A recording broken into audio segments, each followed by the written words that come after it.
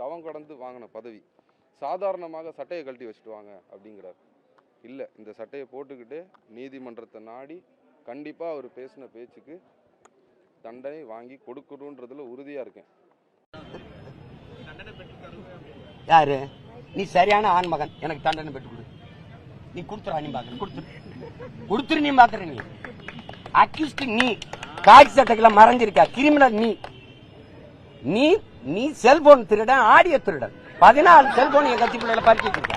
அதுல இருந்து ஆடியோ திருடன். நீ நேர்மையாளம் சொல்ற. இந்த ஆடியோ வெளியிட்ட அயோக்கிய பையன் நீ இல்லையா? நீயா இல்லையா? நீ சொல்லு.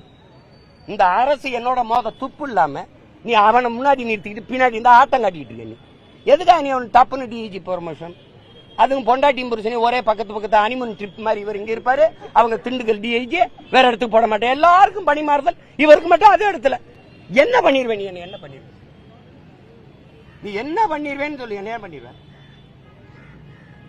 தண்டனை பட்டு என்ன பண்ண சொல்லு. யாரு? அவர்கிட்ட சொல்ல சொல்லு. ஆரம்பிச்சது நீ.